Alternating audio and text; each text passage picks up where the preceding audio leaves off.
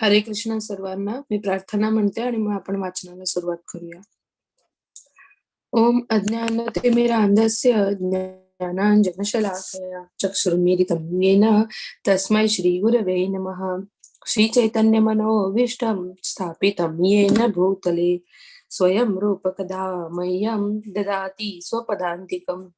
हे कृष्ण करुणा सिंधो दीनबंधो जगत्पते गोपेश गोपकांता राधा कांता नमोस्तुते.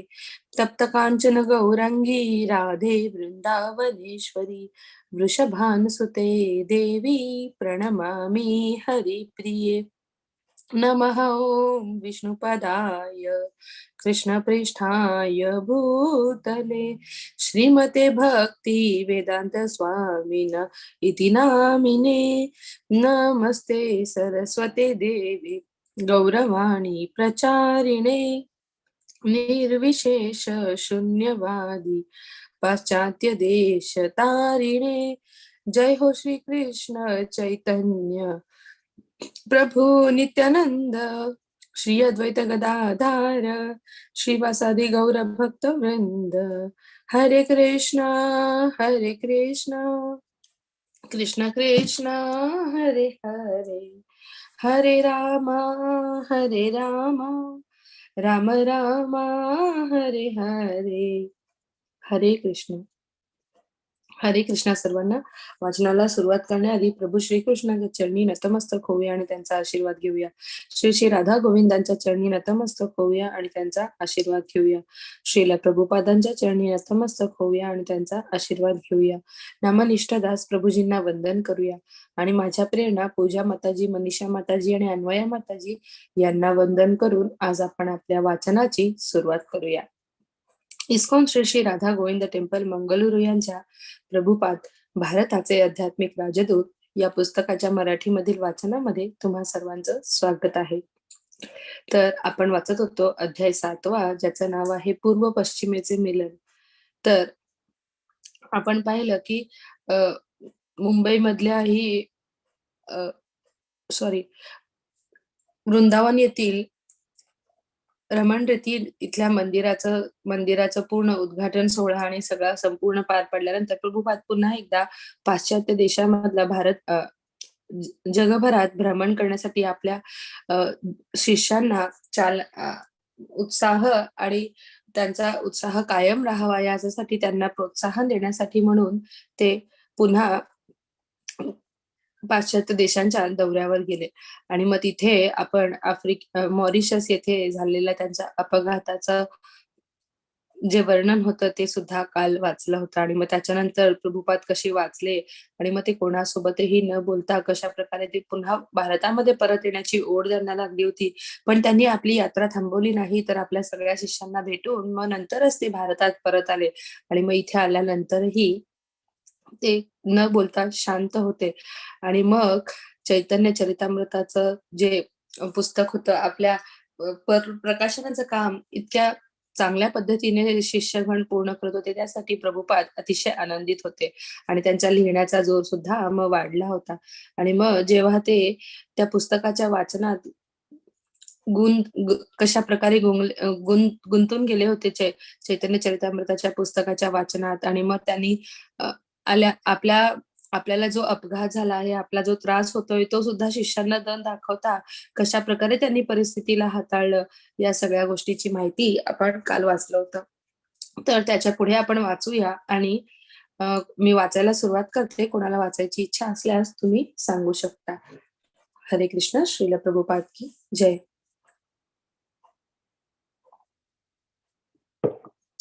अध्याय 7वा, पूर्व पश्चिमेचे मिलन. त्यांची गाडी 55th स्ट्रीट वरून जाऊ लागली तेव्हा इस्कॉनची इमारत दिसू लागली. शिष्यांनी प्रभुपादांचे लक्ष तिकडे वेधले. त्या इमारतीच्या एका भिंतीवर हरे कृष्ण नाव सुवर्णाक्षरात लिहिले होते. इमारतीच्या दर्शनी भागावर फडकणाऱ्या एका कापडी फलकावर भगवान चैतन्याचा एक शिष्य संकीर्तन करत असल्याचे दृश्य रंगवले होते. आणि पदपथापर्यंत पसरलेल्या एका शोभिवंत कापडी छतावर हरे कृष्ण केंद्र असे शब्द झळकत होते. प्रभुपादांची मोटार गाडी दृष्टीपथात येताच केंद्राच्या प्रवेशद्वाराशी जमलेल्या शेकडो शिष्यांनी त्यांच्या नावाचा जयघोष सुरू केला. मायापूर येथील उत्सवानंतर प्रथमच इस्कॉनचे शिष्यगण एवढ्या मोठ्या संख्येने एकत्र जमले होते. त्यांच्यापैकी कित्येक जण श्रील प्रभुपादांच्या सहवासाचा लाभ घेण्यासाठी लांबून आले होते आणि या इमारतीत 600हून जास्त शिष्यांचा मुक्काम पडलेला होता. संकीर्तन जोरजोरात चालू होते. प्रभुपाद मंदिरातील राधा गोविंद मूर्ती समोर येऊन उभे राहिले. ते आनंदित दिसत होते. तेथील तिसऱ्या पूजा वेदीच्या भगवान जगन्नाथ, बलराम, सुभद्रा यांची तस्वीर होती आणि प्रभुपाद म्हणाले की रथयात्रेच्या दिवशी ही चित्रे रथावर आरूढ झालेली पाहण्याची ओढ त्यांना लागलेली होती. त्यांच्यासाठी ठेवलेल्या हिरव्या रंगाच्या प्रशस्त व्यासासनावर बसल्यानंतर प्रथम भावना वेगाने प्रभुपादांच्या तोंडून शब्दच सुटेना. मग त्यांनी बोलण्यास सुरुवात केली. सर्वप्रथम मला या मंदिरात घेऊन आल्याबद्दल मी तुम्हा सर्वांचे आभार मानू इच्छितो. कारण मी जेव्हा प्रथम अमेरिकेत आलो तेव्हा न्यूयॉर्क शहरात एक मंदिर उभारण्याची माझी महत्वाकांक्षा होती आणि मी त्यासाठी संधी शोधित होतो.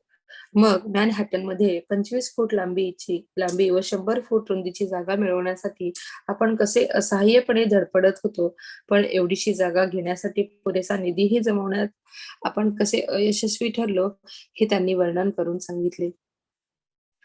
ते पुढे म्हणाले, माझी अशी जागाच नव्हती. मंदिराचे सोडा, पण मला राहायलाही जागा नव्हती. या परिस्थितीत मी मग भारतात परतण्याचा विचार करू लागलो. आठवड्यातून एकदा तरी मी बोट कंपनीच्या कार्यालयाला भेट देत असे. असा हा मोठा पूर्वेइतिहास आहे की मी येथे आलो तो न्यूयॉर्कमध्ये प्रथम एक मंदिर स्थापन करण्याच्या निश्चयाने. पण तेव्हा माझे 10 वर्षापूर्वी 1965 मध्ये ते जमले नाही. पण श्रीकृष्णांच्या कृपाप्रसादाने व माझ्या गुरु महाराजांच्या कृपाप्रसादाने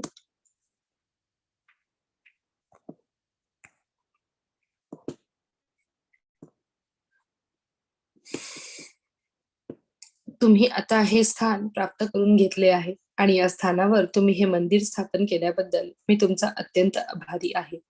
न्यूयॉर्कमधील प्रभुपादांच्या 10 दिवसांच्या वास्तव्याच्या काळात शिष्यगणांची चित्तवृत्ती अत्यंत प्रसन्न व उल्हासित होती. रथयात्रेकरिता शिष्यांनी स्थानिक शहर प्रशासनाकडून फिफ्थ अव्हेन्यूवरून यात्रा नेण्याची परवानगी मिळवली होती. प्रभुपाद म्हणाले होते की न्यूयॉर्क हे जगातील सर्वात महत्त्वपूर्ण शहर होते व येथील केवळ एक गगनचुंबी इमारत ही साऱ्या जगामध्ये कृष्ण भावनेची जागृती करू शकणारी पेटती मशाल ठरली असती. आणि आता येथील इस्कॉन केंद्राने मॅनहॅटनमध्ये स्वतःची एक गगनचुंबी इमारत मिळवली होती. या केंद्राची रथयात्रा फिफ्थ अव्हेन्यू सारख्या मुख्य रस्त्यावरून जायची होती आणि या यात्रेच्या प्रसंगीच प्रभुपादांच्या प्रत्यक्ष उपस्थितीचा लाभही या केंद्राला मिळाला होता. रथयात्रेची मिरवणूक 350 फूट उंचीच्या रथांसह फिफ्थ अव्हेन्यूवरील ग्रँड आर्मी प्लाझा येथून शहराच्या मुख्य भागाकडे निघाली. अनेक युवक, साड्या नेसलेल्या युवती, भारतीय, न्यूयॉर्कवासी, नाना प्रकारचे शेकडो लोक दोरखेचीत ते प्रचंड रथ ओढून नेत होते. रथांवरील रेशमी कापडाची पिवळ्या, हिरव्या, लाल व निळ्या रंगाची गोपुरे वाऱ्याने डुलत फडफडत होती. संथ धीर गंभीर गतीने रथ दक्षिणेकडे निघाले होते. हवा छान पडली होती. संकीर्तन करीत, नाचत, डोलत जाणारे शेकडो शिष्यगण आणि हजारो प्रेक्षक यांच्यामुळे रथयात्रेला जंगी स्वरूप प्राप्त झाले होते. या यात्रेचा मार्ग म्हणजे वॉशिंग्टन स्क्वेअर पार्ककडे जाणारा फिफ्थ अव्हेन्यू 50 ब्लॉकचा जगातील सर्वात विख्यात रस्ता होय. 34th स्ट्रीट येथे प्रभुपाद स्वतः यात्रेत दाखल झाले. सुभद्रेच्या रथावर आरूढ होण्यासाठी ते पुढे आले तेव्हा सर्व शिष्यगण त्यांच्या भोवती जमले. श्रीकृष्णांच्या या प्रतिनिधीविषयी व्यक्त झालेला त्यांचा उत्स्फूर्त भक्तिभाव बघून तेथील पोलीस व प्रेक्षक थक्कच झाले. वस्तुतः रथयात्रा ही खऱ्या अर्थाने श्रीकृष्णांचे वृंदावनास पुनरागमन व्हावे या गोपींच्या आकांक्षेचे निदर्शक असते. पण येथे तर हे शिष्य श्रील प्रभुपादांच्या न्यूयॉर्क येथील पुनरागमनानेच अधिक प्रभावित झाले होते. न्यूयॉर्क शहरात प्रभुपादांनी 10 वर्षे जे प्रबोधन कार्य केले त्याचा जणू उत्कर्ष बिंदू ठरावा असा हा दिमागदार व औचित्यपूर्ण समारंभ होता. ते प्रथम येथे आले तेव्हा ते निर्धन होते.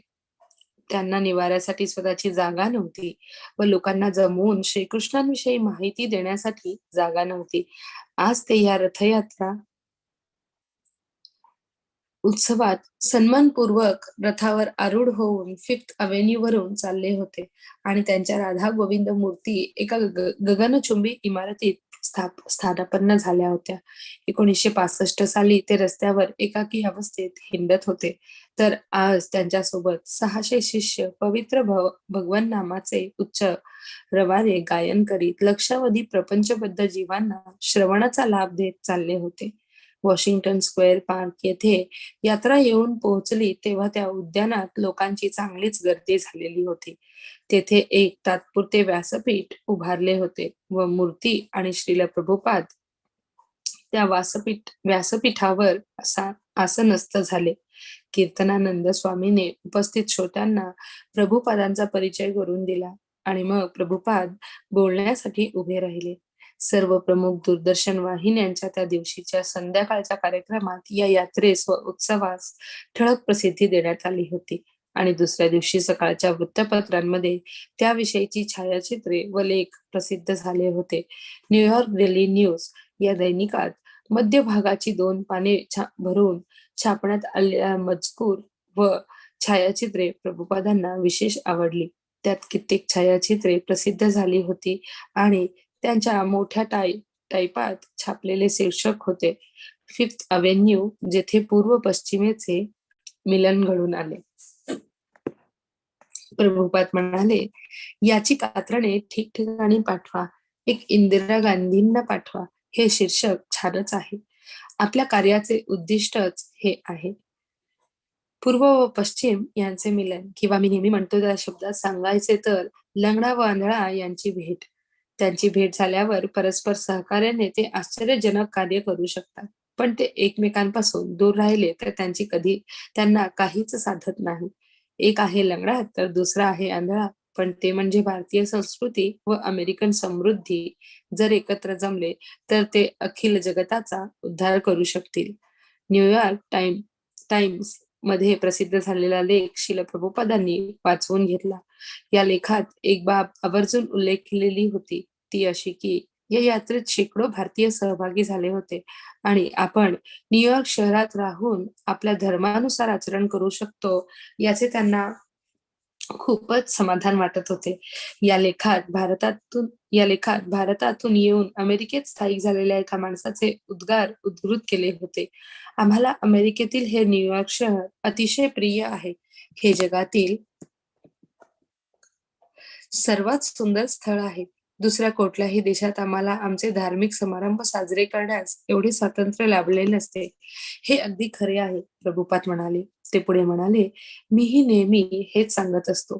पूर्वी मी टॉम्किन्स स्क्वेअर पार्कमध्ये केलेल्या कार्यक्रमांना या टाइम्सनेच पहिल्यांदा प्रसिद्धी दिली होती. उत्सवस्थानी 7,000 लोकांना प्रसाद भोजन देण्यात आले होते आणि अखेरीस रात्री उशिरा शिष्य आपले रथ घेऊन स्वस्थानी परत यावयास निघाले. तेव्हाही शेकडो लोक नामसंकीर्तन करीत त्यांच्या मागोमाग चालत आले होते. पुढच्या वर्षीचा उत्सव यापेक्षा अधिक आकर्षक कसा करावा याची चर्चा शिष्यांमध्ये आतापासूनच सुरू झाली होती. आपण वार्ताहरांसाठी एक कक्ष ठेवावा, अशी एक कल्पना मांडण्यात आली आणि प्रभुपादांनी सुचवले की शहराच्या मध्यवर्ती भागात एखादी छोटेखानी इमारत भाड्याने घेऊन तिचे गुंडीचा असे नाव ठेवावे. या इमारतीत भगवान जगन्नाथांचे आठवडाभर वास्तव्य ठेवावे. त्यानंतर 55th अव्हेन्यू येथील मंदिरात भगवान जगन्नाथांच्या पुनरागमनाप्रित्यर्थ शिष्यांनी पुन्हा एक यात्रा उत्सव साजरा करावा. कमाल कृष्ण गोस्वामी म्हणाला, काल आम्ही रात्रभर जागून पार्कची साफसफाई करीत होतो. तेव्हा पार्क जवळच राहणाऱ्या एक बाई सांगत होत्या, मी इतकी वर्ष इथे राहते, पण असा सुंदर उत्सव साजरा झालेला मी पहिल्यांदाच पाहिला आणि CBS दूरदर्शन वाहिनीवर या पार्कविषयी बातम्या देण्याची जबाबदारी ज्याची आहे तो अधिकारी म्हणाला, शेकडो वर्षापूर्वी हा पार्क जेव्हा निर्माण करण्यात आला तेव्हा अमेरिका हा धार्मिक वृत्तीचा देश होता आणि आज आम्ही मोठ्या अभिमानाने सांगू शकतो की तशीच आध्यात्मिक वृत्ती अजूनही वॉशिंग्टन स्क्वेअर पार्कमध्ये जागती आहे. मग तेथे एक मंदिर उभारण्याची विनंती या शहरांच्या महापौरांना का करू नये? श्रील प्रभुपाद म्हणाले. हे ऐकून साऱ्या शिष्यांना हसू आले. पण प्रभुपादांच्या मते अशा गोष्टी निश्चितच शक्यतेच्या कोटीतील होत्या. भारतात ओरिसा राज्यात गुंडीच्या नावाचे मंदिर आहे व दरवर्षी रथयात्रा उत्सवाच्या कालावधीत भगवान जगन्नाथ या मंदिरात वास्तव्य करतात. आणि म्हणून प्रभुपादांनी न्यूयॉर्कमध्ये सुद्धा एक इमारत घेऊन ज्याचं नाव गुंडीचा असं ठेवायला हवं असा प्रस्ताव आपल्या शिष्यांसमोर मांडला. श्रीला प्रभुपादांची तब्येत नरम होऊ लागली होती. त्यांचे दूरदूरचे प्रवास केले की असे पुष्कळदा घडत असे. विशेषतः न्यूयॉर्क येथील वास्तव्यात त्यांच्या तब्येतीला त्रास होऊ लागला. त्यांच्या नियोजित दौऱ्याच्या कार्यक्रमानुसार येथून ते लंडन, पॅरिस, तेहरान, मुंबई व मग हैदराबाद असा प्रवास करणार होते व हैदराबादेत तेथील इस्कॉनच्या नवीन मंदिराचा उद्घाटन सोहळा त्यांच्या हस्ते पार पाडावयाचा होता. येथील ज्येष्ठ शिष्यगणांनी त्यांना विनवून सांगितले की लंडनला व मग भारतात जाण्यास निघण्यापूर्वी त्यांनी येथे काही काळ विश्रांती घ्यावी. इस्कॉनच्या पेनिसिल्व्हेनिया मधील शेतावर प्रभुपादांनी एक दिवस आनंदात घालवला होता. म्हणून शिष्यांनी सुचवले की त्यांनी 2-3 महिने येथे राहून विश्रांती घ्यावी, आपली तब्येत सुधारून घ्यावी व लेखन कार्य करावे. त्यांनी तेथे राहावे म्हणून शिष्यगण रोज त्यांची विनवणी करीत होते. मग न्यूयॉर्कमधील जीबीसी सदस्यांनी एकमुखाने अशी शिफारस केली की प्रभुपादांनी तूर्त प्रवास करू नये. हे ऐकल्यावर प्रभुपाद म्हणाले, ठीक आहे, मी प्रवासाला निघत नाही. तथापि ते काही जीबीसीच्या अधीन नव्हते. ते केवळ श्रीकृष्णांच्या अधीन होते. त्यांनी अगोदरच विमानाची तिकिटे काढलेली होती व प्रवासात निघण्याचा त्यांचा निश्चय अढळ होता. एक अखेरचा प्रयत्न करून पाहावा म्हणून काही शिष्य त्यांच्या प्रयाणाच्या दिवशी सकाळीच त्यांच्या खोलीत आले व त्यांनी प्रवासास निघू नये म्हणून त्यांना विनवू लागले. प्रभुपाद काही बोलले नाहीत, पण त्यांचा निघण्याचा निश्चय झालेला स्पष्ट दिसत होता. त्यांचे सेवक त्यांच्या बॅगा भरत होते व निघण्याची सर्व तयारी झालेली होती. तथापि ते आपल्या खोलीबाहेर येऊन लिफ्टमध्ये शिरले. तरीही काही शिष्य त्यांच्या मागोमाग येऊन त्यांनी जाऊ नये अशी विनंती करीत होतेच. प्रभुपाद, कृपा करून आपण आपला विचार बदला, रामेश्वर स्वामी म्हणाला. शरीराचा अशक्तपणा व शिष्यांची सतत चालू असलेली भुणभुण सहन करूनही श्रील प्रभुपादांनी या क्षणापर्यंत आपली आनंदी वृत्ती ढळू दिली नव्हती. पण आता मात्र त्यांची चर्या बदलली. कृपा करून प्रवासास निघू नका, एक शिष्य म्हणत होता आणि दुसरा एक सांगत होता, कृपा करून येथे राहा, बसून विश्रांती घ्या. प्रभुपादांनी वळून पाहिले. त्यांचे डोळे खोल गेलेले होते. ते या ऐहिक जगात जणू नाहीतच असा भास नेहमीपेक्षा अधिक प्रकर्षाने जाणवला. ते म्हणाले, अर्जुनाप्रमाणे मलाही असा आशीर्वाद हवा आहे की माझ्या अखेरच्या श्वासापर्यंत मी श्रीकृष्णांच्या वतीने लढत राहीन. सारे जण स्तब्ध झाले आणि ही महत्वपूर्ण शिकवण त्यांच्या स्मरणात एखाद्या ज्योतीसारखी तेवत राहिली. तळमजल्यावर पोहोचताच लिफ्टचा दरवाजा उघडला आणि प्रभुपाद त्यांच्या मोटारगाडीकडे चालत गेले. तेव्हा तेथे थांबलेले शेकडो शिष्य नामसंकीर्तन व जय जयकाराचा घोष करीत राहिले. हरे कृष्ण. तर अशा प्रकारे पूर्व आणि पश्चिमेचं मिलन म्हणजे एक आंधळ्या आणि लंगड्याचं मिलन ज्या प्रकारे असतं, त्या प्रकारे प्रभुपादांच्या भाषेत त्यांनी सांगितलं आणि भारताचं आणि अमेरिकेचं मिलन म्हणजे भारताची आध्यात्मिक संस्कृती आणि अमेरिकेची उन्नतता यांचं जर मिलन होईल तर जगाचा विकास कशा प्रकारे होऊ शकतो हे प्रभुपादांनी या अध्यायामधून आपल्याला समजावून सांगितलंय. तर आपण आज इथेच थांबणार आहोत. थोडीशी चर्चा करूया कारण माझ्याकडे पुढच्या अध्यायाचा हे नाहीये, पीडीएफ नाहीये. तर त्याच्यामुळे आपण इथेच थांबणार आहोत. थोडीशी चर्चा करूया. मी लाईव्ह थांबवते आणि मग आपण चर्चा करून मग क्लासच्या एंड करूया क्लासला. 1 मिनिट मला